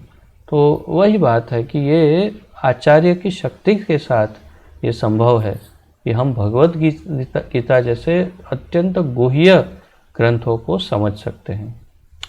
तो उनकी शरण लेना चाहिए। तो अब ये था श्रील प्रभुपाद जी की शरण लेने की चर्चा, और इसे मैं बीच में थोड़ा सा स्टॉप करता हूँ शेयर को, और अब आप सबसे पूछना चाहूँगा कि आप में से कितने भक्त श्रील प्रभुपाद जी के चरण के आश्रय को ग्रहण करना चाहेंगे। जो भी श्रील प्रभुपाद जी के चरण आश्रय को ग्रहण करना चाहेंगे वो अपने हाथ, सबसे पहला हाथ जानते हैं किसने उठाया? आप सब में सबसे पहला हाथ किसका उठा जानते हैं? राज का। सबसे पहला हाथ राज ने उठाया। इतना छोटा बच्चा, लेकिन बिल्कुल स्पष्ट समझ है उसकी। तो अब मैं देख पा रहा हूँ आप में से कई भक्त हाथ उठा रहे हैं। एक बार फिर हाथ ऊपर कर दीजिए ताकि मैं देख सकता हूँ कौन कौन श्रील प्रभुपाद जी का आश्रय लेना चाहेंगे। ठीक है, बहुत अच्छा। तो लगभग सभी ने हाथ उठाया है, और जिनके वीडियो बंद है उनके तो वीडियो भी बंद है, और उनके आश्रय की इच्छा भी बंद है, वो तो स्वाभाविक है, तो इसीलिए वो वीडियो भी बंद रखे हैं। परंतु जो भी है, आप सबको मैं इस क्लास के अंत में विधिवत आश्रय दिलवाऊंगा। मैं देख रहा हूँ मौलिक प्रभु कहीं अस्पताल में हो, भर्ती हुए हो। ओ अच्छा, मौलिक प्रभु लगता है अस्पताल में है। जी प्रभु जी। हाँ, क्या हुआ है प्रभु जी? कल से बुखार आ रहा था, उतर ही नहीं रहा है। अच्छा, कोरोना का टेस्ट करवाया? हाँ करवाया था, और नेगेटिव है, पण टाइफाइड, मलेरिया, डेंगू सबका रिपोर्ट कराया, पण उसमें भी नॉर्मल आ रहा है। तो कल सोनोग्राफी करवाएंगे कि काय का बुखार है ये। अच्छा, ठीक है, हम सब आपके लिए प्रार्थना करेंगे। सभी भक्त प्रभु जी के लिए प्रार्थना करिएगा, मौलिक प्रभु के लिए आप एक माला अधिक करिएगा उनके लिए, ताकि वो जल्दी से स्वस्थ होके पुनः लौट आए अपने पूरे जोश के साथ इस भक्ति में। और आप देखिए उनका उत्साह, सलाम सैल्यूट करने जैसा उत्साह है ना। अस्पताल में बिस्तर में है और सलाइन उनको चढ़ रही है, एक तरफ नलियां लगी हैं शरीर में, और फिर भी वे हमारा क्लास अटेंड कर रहे हैं। आपको शत शत प्रणाम है। हरी हरी बोल, जय हो। सच में आपका उत्साह बहुत बढ़िया है, ऐसे ही उत्साह को जारी रखिए। तो ऐसे ही सेनापति जैसे ऐसे शौर्यवान भक्तों की हमें आवश्यकता है जो इस मिशन को आगे बढ़ा सकते हैं। तो मैं आज इतना आनंद में हूँ कि मैं बता नहीं सकता, कि उनका उत्साह देखकर मैं इतना प्रभावित हूँ कि मैं कह नहीं सकता। बहुत ही अच्छा, ऐसे ही भक्त होने चाहिए। तो ये राज है, एक मौलिक प्रभु हैं, ऐसे ऐसे सैनिक चाहिए हमें जो ये इसे आगे बढ़ा सकते हैं। और आप सब वैसे हैं, मैं एक एक को पर्सनली जानने लगा हूँ अब, और आप सब को मैं देखता हूँ कि आप सब बहुत सीरियस हैं, और मैं बहुत ही भाग्यशाली हूँ कि आप सब जुड़े हैं, और मैं आप सब का बड़ा ऋणी हूँ, क्योंकि आप सब बहुत उत्तम भक्त हैं, वो मैं देख पा रहा हूँ। तो इसके बाद हम अंत में प्रभुपाद आश्रय की विधि करेंगे। अब थोड़ा सा सेमिनार बाकी है, वो पूर्ण करते हैं, फिर आगे बढ़ते हैं। तो मैं फिर से शेयर करता हूँ स्क्रीन आपके साथ।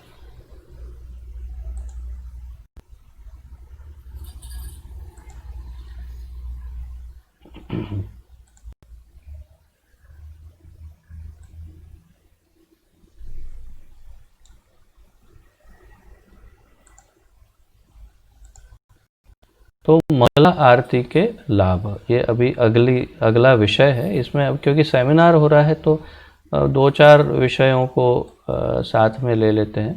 तो ये अगला विषय है मंगला आरती के लाभ। दिन को एक बहुत अच्छी आध्यात्मिक शुरुआत देती है। सभी भक्तों से ये आशा रखी जाती है और निवेदन करते हैं कि सभी भक्तों को मंगला आरती करनी चाहिए। मंगला आरती बहुत आवश्यक है, और अपने आध्यात्मिक जीवन में इससे बहुत फर्क पड़ता है। अगर आप पूर्ण रूप से किसी कारणवश अगर आरती नहीं कर सकते मंगला आरती, तो कम से कम YouTube या किसी चैनल पर जो लाइव मंगला आरती है, जैसे वृंदावन की यहाँ की मंगला आरती लाइव दिखाते हैं, मायापुर की मंगला आरती लाइव दिखाते हैं, तो I think you should manage your bangles, no you have to tie some cloth on them. तो ये मंगला आरती अवश्य वीडियो में सुननी चाहिए, क्योंकि इसी प्रकार भले आप घर में आरती कर नहीं पा रहे, तो भी वो लाइव आरती अटेंड करने से भी मंगला आरती अटेंड करने का ही लाभ आपको प्राप्त अवश्य होगा। तो उसे करना चाहिए। और अगर उससे श्रेष्ठ तो यही है, आपके घर में अगर ठाकुर जी है तो आपको अवश्य मंगला आरती करनी चाहिए, अगर जितना जहाँ तक संभव हो। वो परिस्थिति के ऊपर आधारित है, घर घर के। शुरुआती घंटे ब्रह्म मुहूर्त होते हैं और प्रार्थना के लिए सबसे अनुकूल होते हैं। तो आरती वगैरह करके फिर जप करने चाहिए सुबह ही सुबह। हमें बहुत आध्यात्मिक शक्ति प्राप्त होती है सुबह प्रातः काल। कृष्ण भावनामृत में आगे बढ़ने के लिए बहुत आवश्यक है।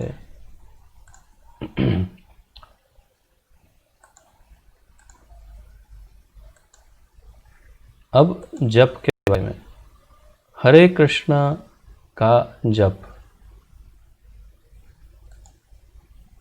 16 माला जप करने के लाभ।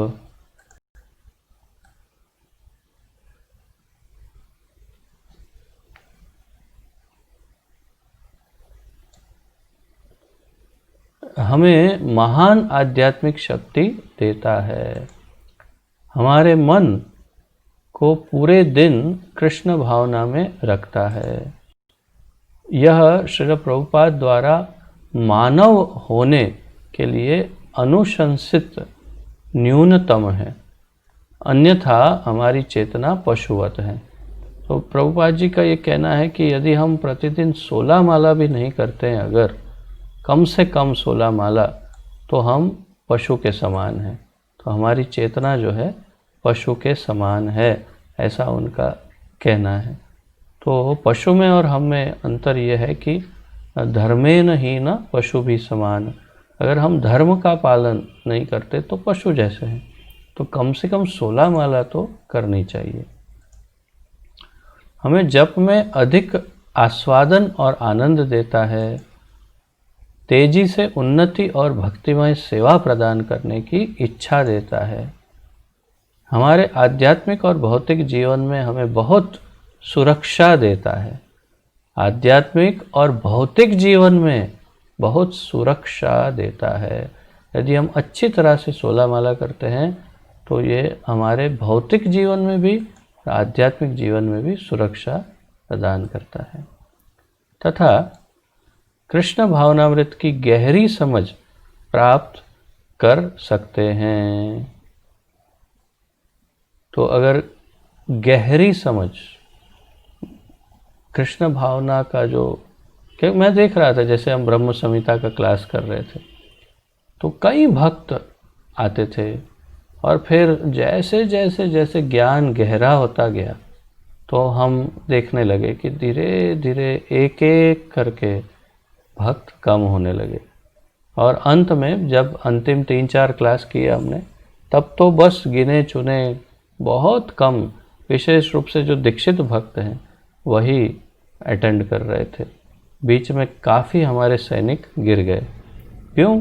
क्योंकि इतनी गहरी समझ कई बार बहुत भारी पड़ सकती है हजम होने के लिए, परंतु जो शुद्धता से अपनी साधना अच्छी करता है, अर्थात कि प्रतिदिन अच्छी तरह 16 माला जो करता है और 4 नियम का बहुत चुस्त पालन करता है, उसके लिए कृष्ण भावनामृत की गहरी से गहरे ज्ञान को भी पचा पाना बहुत आसान है। अब और एक विषय, प्याज और लहसुन। आप लोग तो कोई लेते नहीं होंगे ये आशा है मुझे, परंतु फिर भी एक चर्चा है जिसकी आवश्यकता है तो हम कर रहे हैं। देखिए, प्याज ये है, लहसुन अगर आप पहचानते ना हो तो, अगर कभी देखा ना हो तो दिखा रहा हूँ प्याज लहसुन किसे कहते हैं। प्रकृति में क्रमशः राजसिक और तामसिक भी है। तो प्याज जो है वो राजसिक और लहसुन तामसिक ये है। प्याज और लहसुन का उपयोग मंदिरों और धार्मिक कार्यों में नहीं किया जाता। कोई मंदिर, कोई धर्म में प्याज और लहसुन खाने की अनुमति नहीं देते। पुराण इसके प्रमाण हैं। पुराणों में लंबी लंबी बड़ी बड़ी कथाएं हैं और अभी आज समय इतना नहीं है, परंतु इसमें बहुत स्पष्ट बताया है कि प्याज और लहसुन हमें नहीं लेना चाहिए। मैं और अधिक क्या कहूँ आपको, प्याज और लहसुन जो है वो मांसाहार से भी अधिक भयानक बताया है, मांसाहार से भी अधिक भयानक। भोजन पकाने के उद्देश्य के लिए आसान विकल्प उपलब्ध हैं। प्याज लहसुन के बिना इतना टेस्टी खाना बन सकता है, अर्थात भोग भगवान के लिए इतना बढ़िया, इतना स्वादिष्ट बन सकता है कि आप कल्पना नहीं कर सकते, इतना स्वादिष्ट बिना प्याज और लहसुन के। तो आशा है आप प्याज लहसुन तो लेते नहीं होंगे, और अगर आप ले रहे हो किसी कारणवश तो ये अच्छा समय है छोड़ने के लिए। आप उन्नति करना चाहते हैं आध्यात्मिक, प्याज लहसुन छोड़ दीजिए। और अब आपका मनपसंद कॉफ़ी और चाय, जिसे आप नहीं पीते हैं मैं जानता हूँ, फिर भी जो पीते हो उनके लिए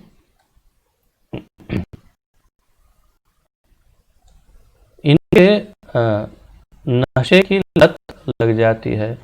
कॉफ़ी में कैफीन नाम का नशीला तत्व होता है, चाय में थियानिन नाम का नशीला तत्व होता है, और ये पकड़ लेता है ऐसे कि उसको छोड़ नहीं सकते। तो ये नशा है और कुछ नहीं, कॉफ़ी और चाय दोनों।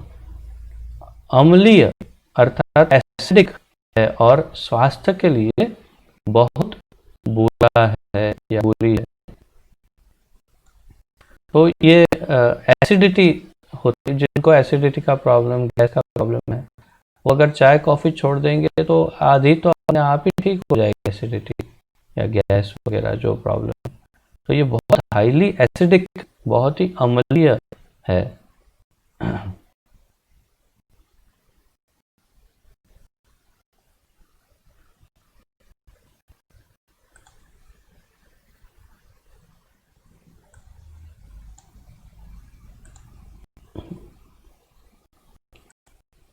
चाय के सेवन में मस्तिष्क में एल्यूमिनियम का उत्पादन होता है।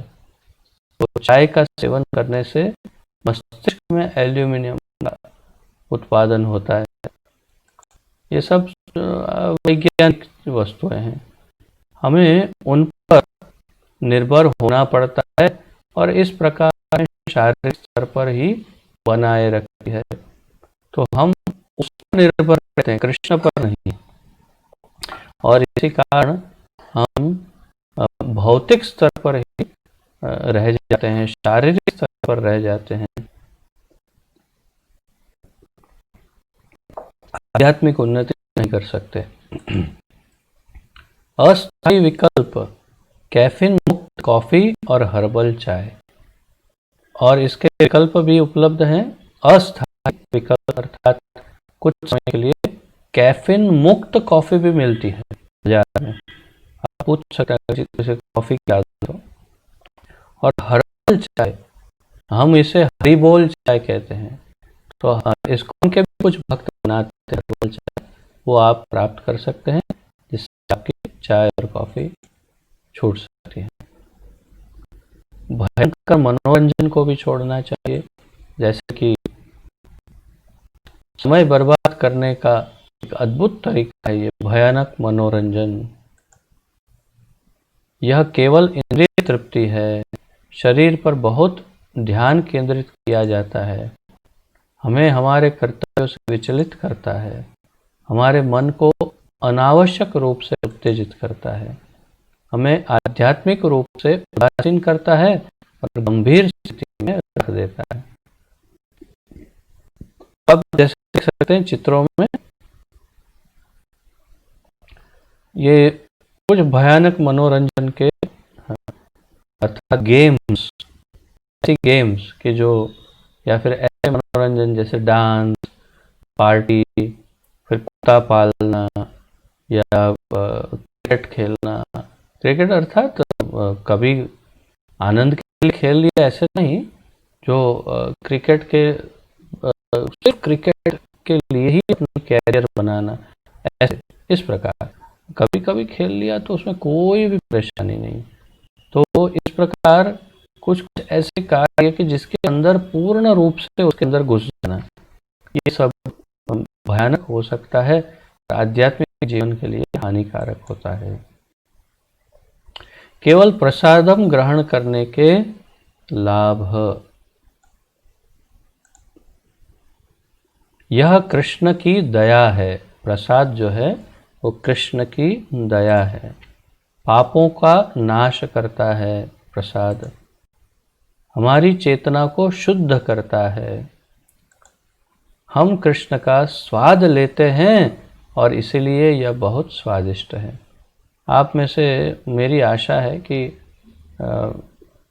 सभी भक्तों ने कभी ना कभी तो ये कृष्ण प्रसाद अवश्य ग्रहण किया होगा, अगर रोज नहीं घर पे बनाते। और जो अगर रोज घर पे ही कृष्ण प्रसाद ग्रहण करते हैं, तब तो रोज आपको इसका अनुभव होगा, ये बहुत ही स्वादिष्ट होता है। मेरा तो कम से कम 15 साल का अनुभव है, और अन्य भक्तों को देख रहा हूँ 50-50 साल के अनुभव हैं कि वे 50 वर्ष से कृष्ण प्रसाद ले रहे हैं और बहुत ही स्वादिष्ट लगता है, 50 वर्ष से स्वादिष्ट लग रहा है। तो ये क्यों? क्योंकि हम कृष्ण का स्वाद लेते हैं। प्रसाद में और कृष्ण में कोई अंतर नहीं, कृष्ण और प्रसाद दोनों एक ही तत्व है। और इसलिए हम प्रसाद जब ग्रहण करते हैं तो कृष्ण का स्वाद लेते हैं, इसलिए ये बहुत स्वादिष्ट है, क्योंकि कृष्ण ने स्वयं खाया होता है इसे। तो और ये हमारी चेतना को शुद्ध ही करेगा, क्योंकि स्वयं कृष्ण प्रवेश करेंगे हमारे अंदर, पापों का नाश भी करता है, और ये कृष्ण की दया से हमें ये सब प्राप्त होता है। तो हमें कृष्ण प्रसाद ही ग्रहण करना चाहिए, सामान्य खाना कभी नहीं खाना चाहिए। जब दुबई में था तो मुझे ये सारा प्रशिक्षण दे दिया गया था। जब भारत में आया तो निश्चय किया था कि प्रसाद ही ग्रहण करूँगा, और वैसे ही ठाकुर जी की करुणा से जिस दिन आया उस दिन से लेकर आज तक सिर्फ प्रसाद ही ग्रहण किया है 15 वर्षों में। जब दुबई में था तब क्या करता था, तब भी वही करता था। तब मैं बिल्कुल अकेला था और एक बड़ी कंपनी में काम करता था। तो बहुत ही ऐसी नौकरी थी कि समय कम मिलता था। तो सुबह उठ कर के भगवान की आरती वगैरह करके, थोड़े जप करके, फिर मैं खिचड़ी पकाता था और फिर 3 टाइम के लिए खिचड़ी पका के रख देता था और भगवान को सुबह भोग लगा देता था। थोड़ी खिचड़ी खा करके फिर ऑफिस चला जाता था। दोपहर को डब्बा खोल के वही खिचड़ी प्रसाद प्राप्त करता था। शाम को आकर के वही खिचड़ी को थोड़ा गर्म करके फिर तीसरी बार वही प्रसाद प्राप्त करता था। ऐसा मैंने कम से कम 1 साल तक किया। अब बीच में थोड़ा कुछ चेंज आ जाता था, ऐसा नहीं कि बिल्कुल प्रतिदिन, परंतु ठाकुर जी इतने दयालु हैं कि सप्ताह में 3 बार, कम से कम 3 या कभी 4 बार, कहीं ना कहीं किसी न किसी भक्त के घर पे प्रोग्राम रखते थे। और शाम को कई बार ऐसा होता था, सप्ताह में 3-4 बार, कि मुझे कोई भक्त बुलाते थे कि हमारे वहाँ प्रोग्राम है, आप आइए, बहुत बढ़िया प्रसाद भी है। और वहाँ बहुत अच्छा प्रसाद भी प्राप्त होता था। परंतु मैंने ये दृढ़ निश्चय किया था कि नहीं, लूँगा तो केवल प्रसाद और बाहर कहीं नहीं खाऊंगा। तो इसलिए, क्योंकि दुबई में तो सब कुछ मांसाहारी सब जगह मांसाहारी है। पहले पहले मैं तैयार रोटियां खरीद कर के लाता था और कभी कभी सब्जियां खरीद के लाता था, बहुत पहले। जैसे भक्ति में जुड़ा तो ये भी बंद कर दिया, रोटियां खरीदना बंद कर दिया, सब्जियां लेना बंद कर दिया, अर्थात पकी हुई सब्जियां। बस सिर्फ खिचड़ी बनाता था और 3 टाइम लेता था। लगभग 50 केजी के आसपास मेरा वज़न था, बहुत ही दुबला। तात्पर्य यह है कि उसमें तपस्या है, परंतु उसका फल मैंने देखा है। केवल ठाकुर जी का प्रसाद लेने से क्या प्रसन्नता, भगवान कैसे प्रसन्न होते हैं इतने निश्चय से, वो मैंने प्रत्यक्ष देखा है। आप भी अपने जीवन में ऐसा नियम बना सकते हैं कि हम लेंगे तो केवल प्रसाद।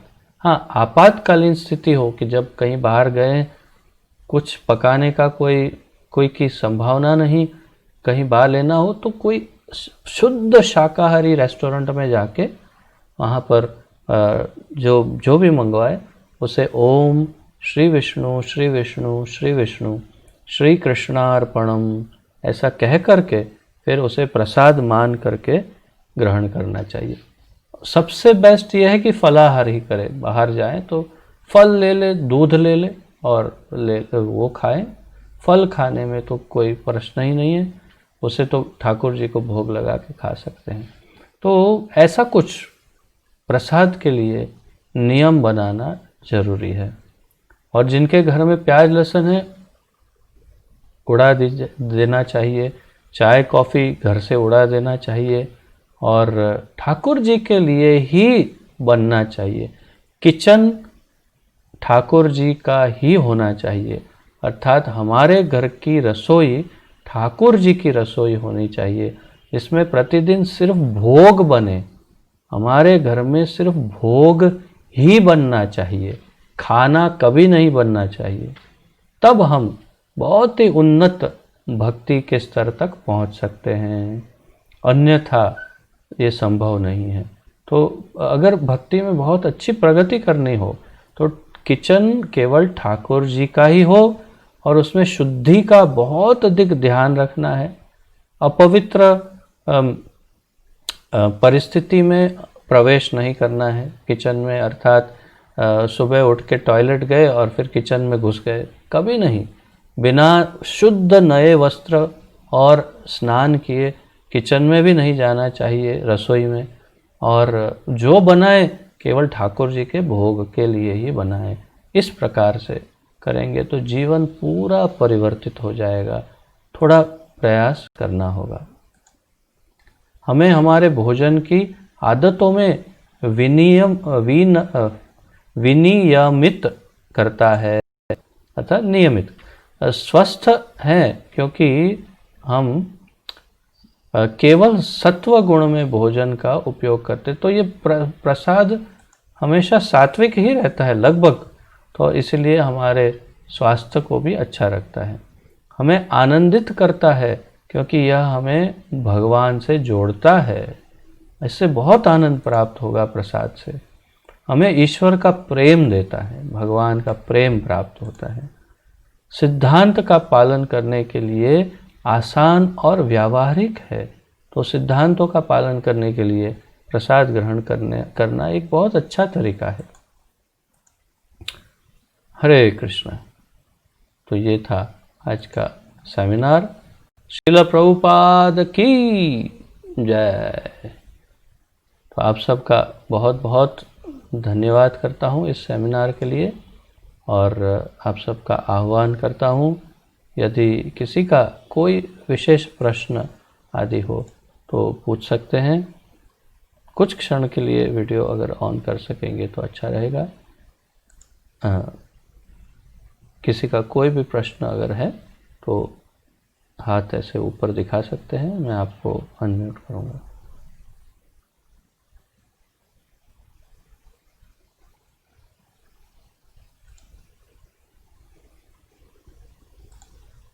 किसी का कोई प्रश्न नहीं? बहुत उत्तम। तो ठीक है, जो श्रील प्रभुपाद चरण आश्रय लेना चाहते हैं वो मेरे पीछे ये मंत्र को दोहराइएगा। वास्तव में इसके लिए पुष्प की आवश्यकता होती है, परंतु अभी पुष्प किसी के पास नहीं होंगे, मैं समझ सकता हूँ। परंतु मन से बहुत ही सुंदर एक पुष्प को हाथ में पकड़िए मन से। ये मानसिक सेवा है और उसका भी वही फल मिलता है कलयुग में, इसलिए बिल्कुल संकोच मत करिए। अच्छा सुंदर एक पुष्प हाथ में धारण करिए और मेरे साथ बोलिए, नमः ओम।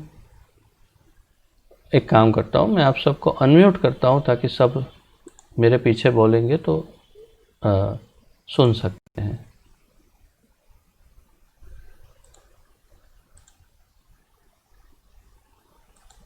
मैंने सबको अनम्यूट करने के लिए रिक्वेस्ट भेजा है, सब अनम्यूट करिए।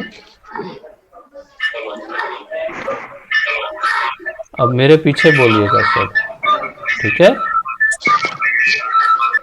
नमः ओम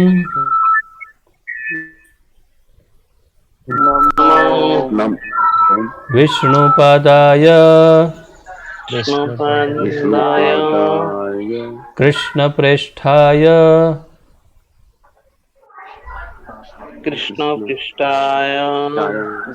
भूतले श्रीमते भक्तिवेदांत स्वामी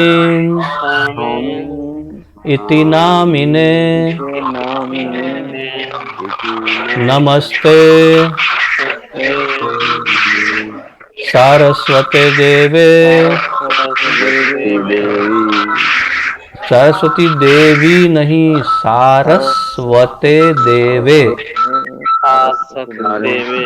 सारस्वते देवे गौरवाणी प्रचारिणे निर्विशेष शून्यवादी पाश्चात्य देशतारिणे एषो पुष्पांजलि। श्रील प्रभुपाद की जय। अब मैं जो बोलता हूँ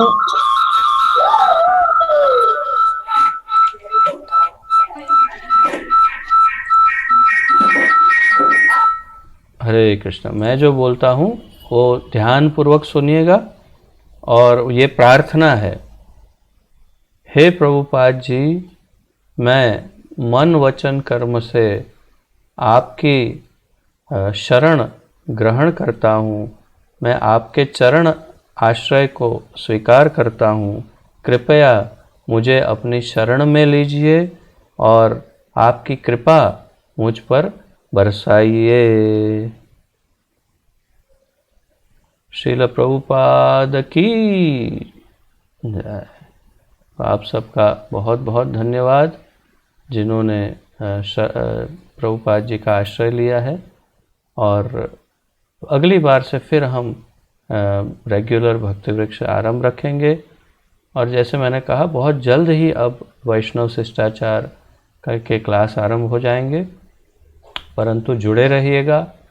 और दामोदर महीना आज से शुरू हुआ, बल्कि कल ही प्रथम उसका दिन था। आज से उपवास आरंभ हुआ। और आशा है कि आप सब ने मेरा वो वीडियो देखा होगा जो दामोदर लीला का पूरा वीडियो भेजा था, और आप सब उसका पालन कर रहे होंगे, ऐसी आशा है मुझे। इसमें कोई संशय हो तो आप मुझे या समदर्शी प्रभु या अक्षय प्रभु से पूछ सकते हैं, या किसी भी अन्य भक्त से पूछ सकते हैं कोई प्रश्न हो तो। परंतु सबको प्रतिदिन भगवान दामोदर को दीपक दिखाना चाहिए, ऐसा उसमें विधान है। तो जिसने नहीं देखा अभी भी वो वीडियो अवश्य देखेगा। वो पूरा एक क्लास ही है 1.5 घंटे का, उसे देखिएगा तो सब कुछ स्पष्ट हो जाएगा कि दामोदर महीने में क्या करना चाहिए। ठीक है, आशा है आप सब अवश्य करेंगे। आप सबका बहुत बहुत धन्यवाद। फिर से एक बार श्रील प्रभुपाद जी के चरणारविंद पे अनंत कोटि प्रणाम, और आप सबको भी कोटि कोटि प्रणाम। हरे कृष्ण, धन्यवाद। और मौलिक प्रभु के लिए अवश्य प्रार्थना करिएगा। हरे कृष्ण।